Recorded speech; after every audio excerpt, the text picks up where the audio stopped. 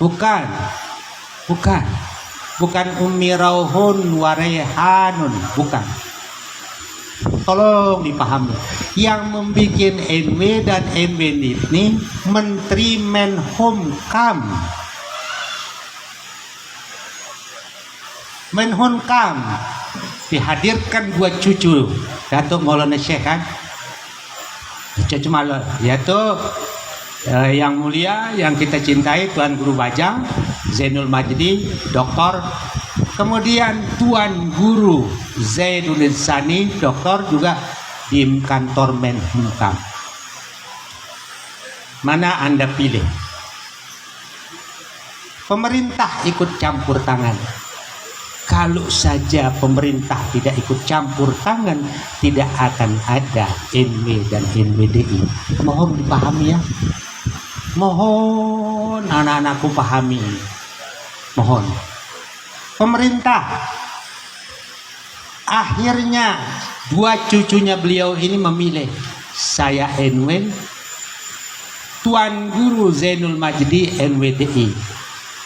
Ini Tuan Guru Bajang sehari semalam dia bercerita melalui Pak Hirzani dan saya ditelepon, saking beratnya mau menerima ini. Kalau dulu kan NW2, NW1 dan NW2 meriah ini Tuan Guru Bajang Dr. Zainul Majdi. Makanya tolong direkam baik-baik sejarah, rekam baik-baik ya, supaya tidak menjadi fitnah. Meriang beliau, saya merinding, meriang. Meriangnya kenapa? Apakah saya akan bikin organisasi baru sementara nini saya sudah mempunyai organisasi?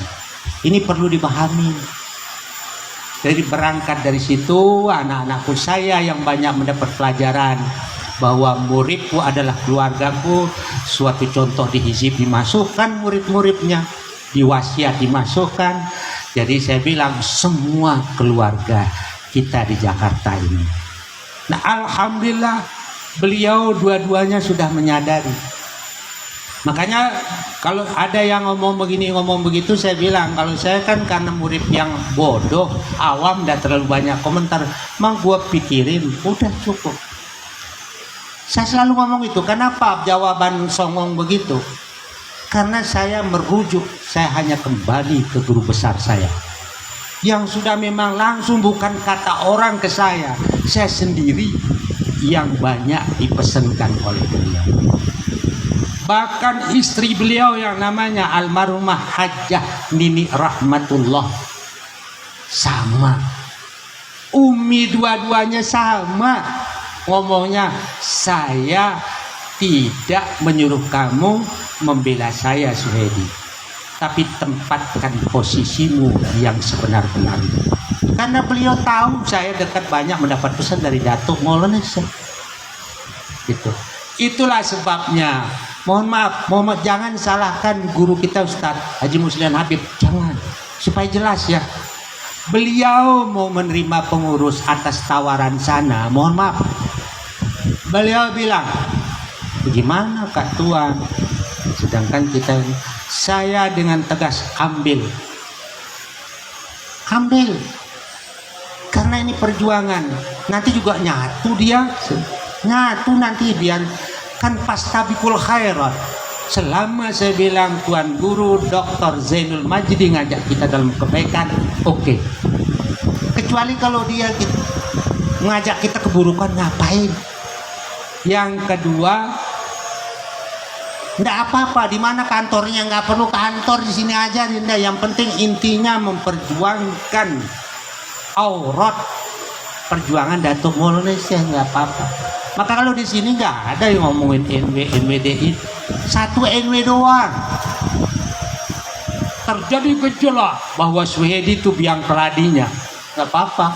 Kembali lagi saya bilang, karena dulu, mohon maaf, mungkin itu doa Datuk, mungkin doa Datuk. Setiap saya datang ke Pulau Lombok, kantor pengurus besar selalu mengatakan saya, ya mungkin itu doa, Rab Zanjani datang, pasti kita kalah semua kalau udah berhadapan dengan Maulana Syekh. Maksudnya duit bukan ilmu, duit. Jadi kalau udah minta uang sama Datuk, Yang sepuh-sepuh bilang gini, Rafsanjani datang, wah dia yang dapat duit nanti, pasti semua kalah kita. Artinya pembangunan di sana menstop demi Jakarta. Oleh beliau demi Jakarta. Hatta cucu pribadi beliau minta tetap Jakarta diutamakan. Nah, jadi negara yang punya keinginan ini, mohon maaf. Dan sekarang ini alhamdulillah sudah tidak ada ngomong ini. Dan kalau saya kan selalu bilang sama beliau-beliau, sama siapa aja datang Pulau Lombok, kan semua keluarga Datuk. Nah kemarin ada pertanyaannya Maman Suroji, mertuanya si Iqbal, dia ma'had dulu dan ma'had sekarang. Pertanyaannya ada satu, dia nangis begitu saya jawab. Dia bilang apa? Mohon maaf, ternyata dia bilang kita salah di Pulau Lombok. Ya saya murid Maulana Syekh yang bodoh. Apa yang saya sudah terima dari Dato ya itulah. Dan Jakarta kan tetap NW, nggak ada yang dirubah. Nggak ada yang dirubah. Pengajiannya NW, jamaah nyebutnya NW. Beliau berjuang di NW, memang orang NW. Hanya untuk sementara dalam rangka kedamaian, keamanan, ketentraman. Azan.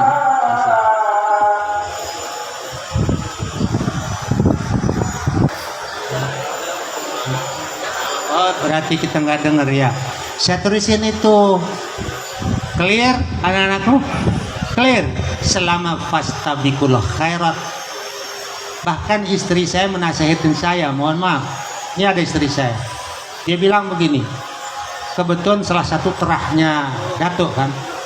Dia bilang begini, nasihatin saya, Katuan, bukan lambang itu yang masukkan kita surga, amal soleh kita yang masukin kita surga. Betul apa enggak anak-anakku?